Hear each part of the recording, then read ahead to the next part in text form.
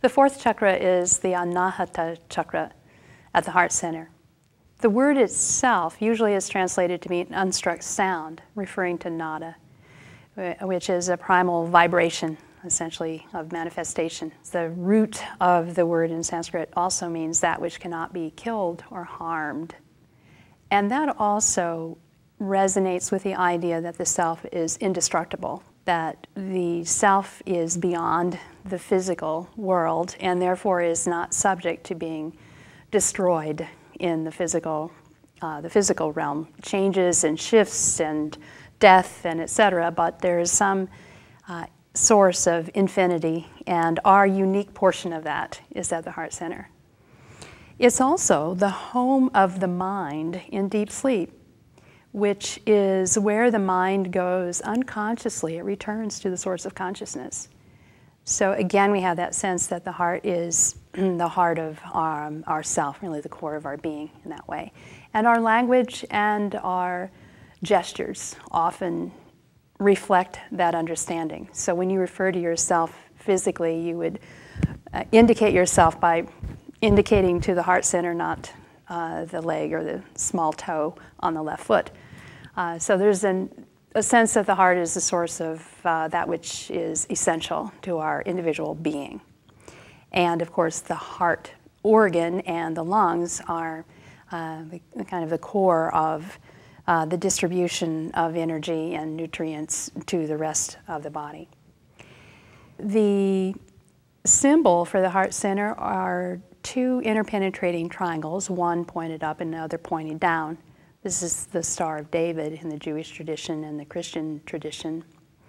Here it refers to the meeting place between the downward descending grace of the divine and the upward ascending energy of the instinctive physical energy that we have as a result of being on this plane. So there's a melding or a connection, an intersection of these two energies at the heart center that make us uniquely human, and with our feet firmly in the earth and in the realm of physical energy and the physical platform, and yet also with a connection to the more subtle realms of existence, from which is ultimately the source of our being.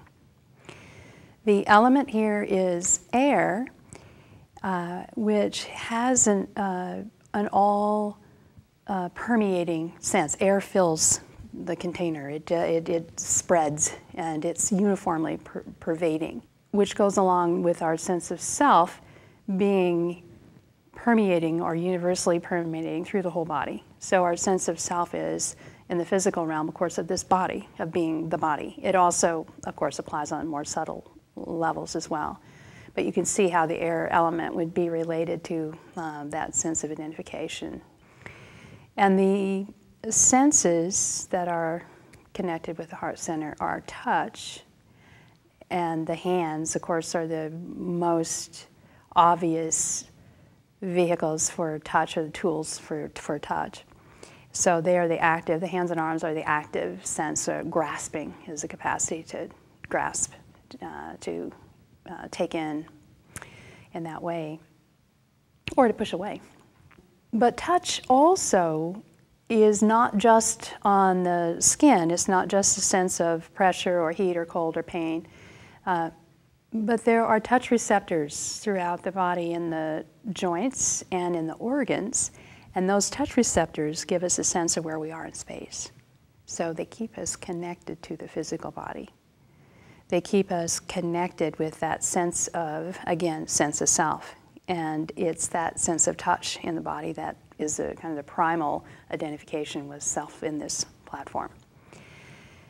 That has some significance for us now. If you think about in the spiritual realm, if we are attempting to be aware on a more subtle level and not be restricted to physical awareness, the first thing we would want to do is be still, so that the information, that constant stimulation into the mind of the position of the body in space, and that, you know, a good natural healthy thing that we want to work with and use, but in order to have a sense of the more subtle realms behind that. We need to quiet that surface part. So being still is kind of a beginning point for penetrating and probing the deeper levels of consciousness. So to see the man behind the curtain, essentially, at the heart center, we need to stop the drama that's going along that we're focused on most of the time. And that's, of course, both physical, brought in through all the senses, but also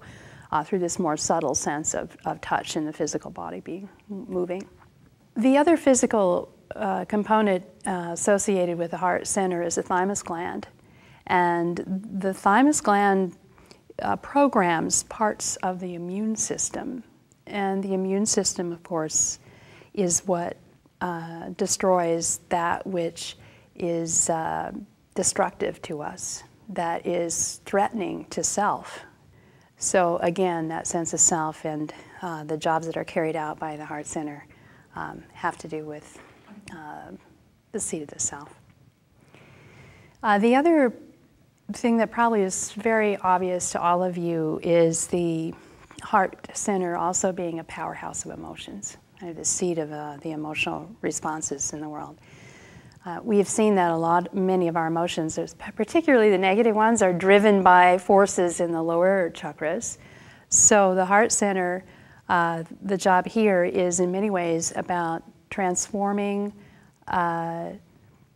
making peace with, managing or using our emotion creatively and in an instructive way and in a positive way for us.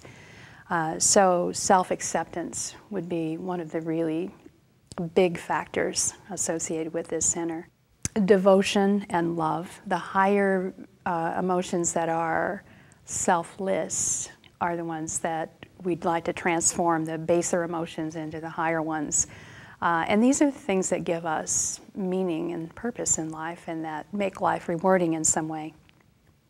So when the problems that come from this functioning of the center are things like feeling abandoned or isolated or rejected, depression. Those are all self-related malfunctionings.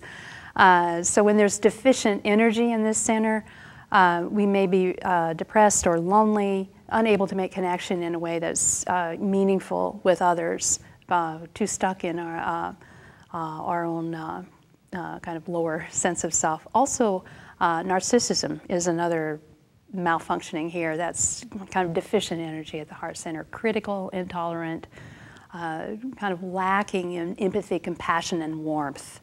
And again, our language gives us some feeling for that. So we have warm-hearted and cold-hearted people, and we all know exactly what that means.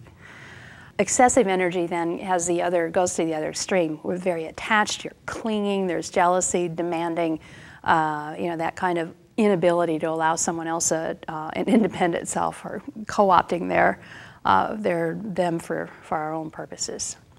All in all, this is a center that is given great importance in most yoga practices, spiritual practices, and religion as well, because it's so much the heart of all of that, of what we're doing.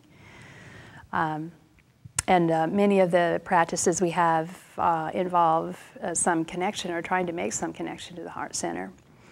But the truth is that it's a little bit touchy or a little harder to get to the connection with the heart center. And usually the integration that needs to happen through the lower three chakras is a prerequisite for getting connection to the heart center in a meaningful way. Of course, we're all working on things like addressing our loneliness and our intolerance and our depression, etc. So we often think of one, really working with the lower centers, and then also working with directing the mind through the Agya Chakra, which we'll talk about later, as a way of connecting with this deeper aspect of the heart center.